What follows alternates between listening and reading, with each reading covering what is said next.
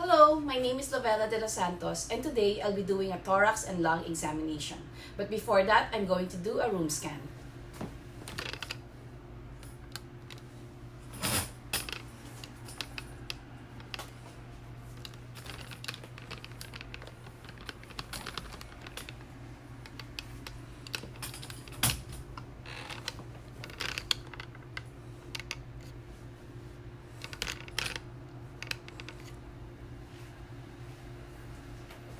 Knock knock. Come in. Hello, my name is Lovella de los Santos. I'll be your nurse practitioner student for today. And I want to ask for your verbal consent if you will allow me to record you on video and upload it to YouTube as unlisted so that my professor can view it and grade it. Yes. Okay, perfect. So I'm gonna go ahead and perform hand hygiene. And can you tell me your name and date of birth? Alexis Montalegre, April 26, 1995. Okay, perfect. So I'm going to do a thorax and lung examination on you. So the first thing that I will do is to assess your chest, okay? So I'm going to assess the anterior part of your chest and the posterior part of your chest. I can see that your chest is wider than it's deep.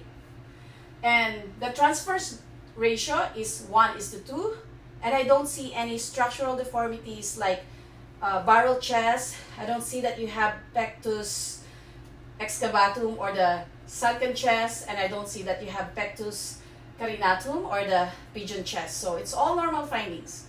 So now I'm gonna go ahead and do the respiratory effort, assess your respiratory effort and movement. I can see that your respiration is even and unlabored. I don't see any retractions. I don't see any accessory muscle usage, and I don't see that you have diaphragmatic breathing. And from the anterior part and the posterior part, the rate of your respiration is approximately like 12 to 14. Right? Let me go ahead and check for your nails. Alright?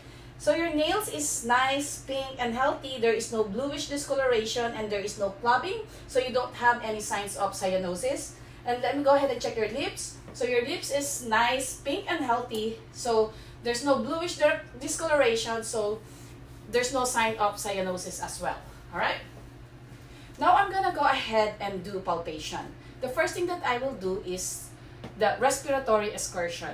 Right? Respiratory excursion is actually to check for the symmetry and movement of the chest wall. So, Alexis, I'm gonna go ahead and ask you to breathe in and out while I place my two thumbs against your chest wall, okay? Alright, can you breathe in and out? Alright, perfect. Go ahead and do it one more time. Alright, perfect. So the range and distance is symmetrical and equal while his rib cage expands. So it's all normal finding. Now I'm going to go ahead and do it on your posterior side. So on his posterior side, I'm going to go ahead on the level of T10. I'm going to place my finger pads on it, and then I'm going to ask my patient, go ahead, breathe in and breathe out. One more time. Alright, so the movement is symmetric in range and distance, so it's all normal finding again. So you can go here. And so now I'm gonna do the tactile fremitus. So tactile fremitus, it's actually palpable vibrations. So I'm gonna use the ulnar surface of my two hands to palpate for vibrations and I will ask my patient to repeat 99. Okay, so I'm gonna palpate the anterior lung field and the posterior lung field. Okay, so I'm gonna palpate your anterior lung field and they say 99 as I palpate it. Okay, 99, 99, 99, 99. Alright, perfect. So I can feel that the vibrations in both of my hands is symmetric in intensity and distribution. So it's all normal finding. Now I'm gonna go ahead and do it on the posterior side. So the same thing, you're gonna say 99 as I'll palpate your posterior lung field. Alright, go ahead. 99, 99, 99, 99, 99, 99. Alright, perfect. So again, I can feel that the vibrations in both of my hands is symmetrical in intensity and distribution. So it's all normal finding. So now I'm gonna go ahead and test for the costal chondral tenderness. So costal chondral tenderness is actually to test for swelling in the costochondral junction, where it means that my patient might have costochondritis. But let me check it if he feels any pain. So in the costochondral junction, I'm gonna palpate. Do you feel any pain? No. Any pain here? No. Any pain here? No. Any pain here? No. All right, so he does not feel any pain, so he doesn't have any costochondritis. All right, now I'm gonna go ahead and do percussion. So with percussion, it's a side-to-side comparison. So I'll be percussing the anterior lung field and the posterior lung field again. So I'm gonna use my dominant middle finger and then my non-dominant middle finger. So I'm gonna tap the dominant middle finger will be tapping the non-dominant middle finger. All right. So I'm gonna go ahead and percuss your lung field. All right, starting in the apices of your lungs, and then I'm gonna compare it on the other side. And go ahead and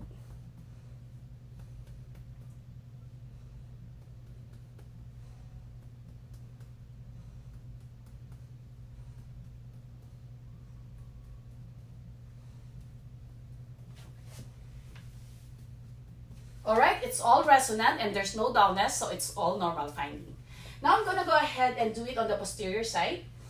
So it's the same thing. I'm gonna do a side-to-side comparison on all his lung field. Then compare it on the other side.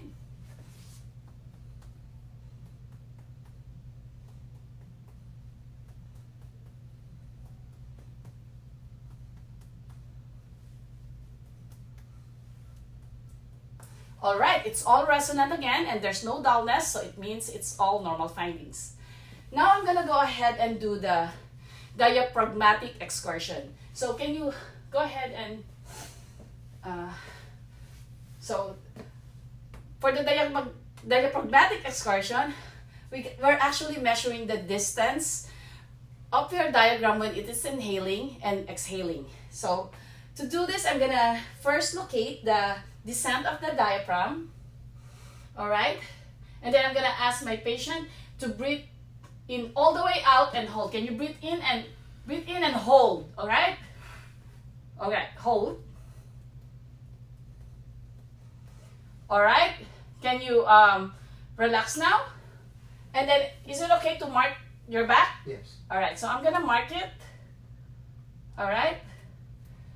And then, so this is the inferior border of the diaphragm. Now I'm gonna go ahead and find the superior border of the diaphragm.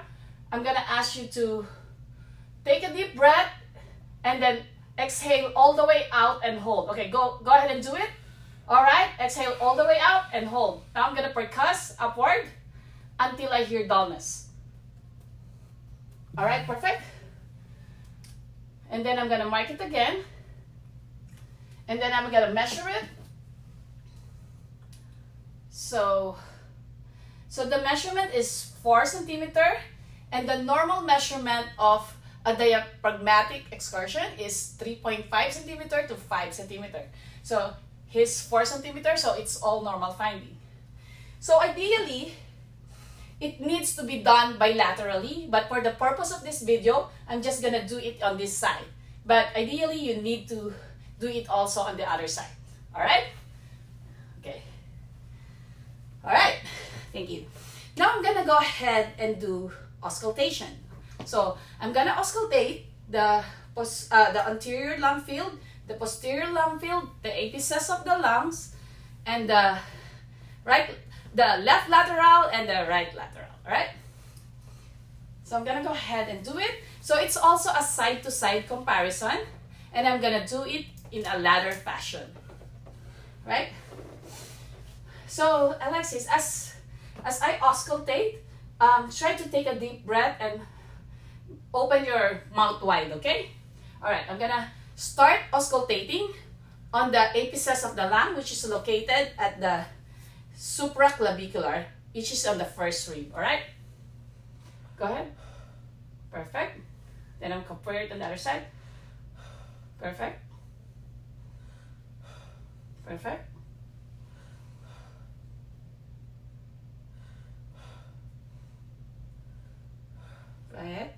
One more time.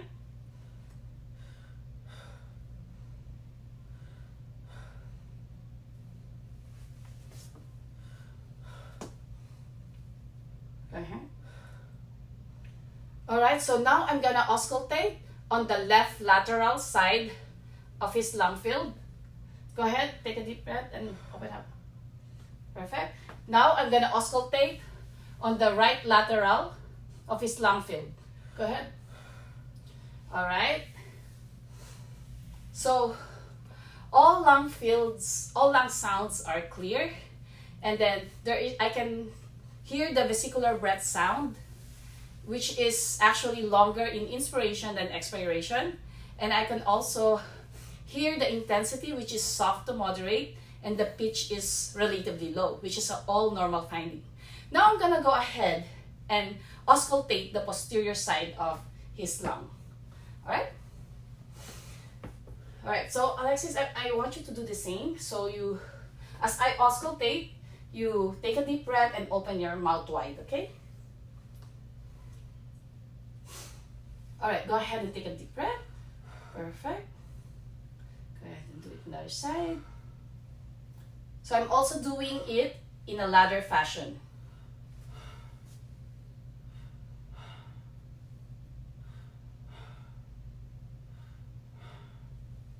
Go ahead.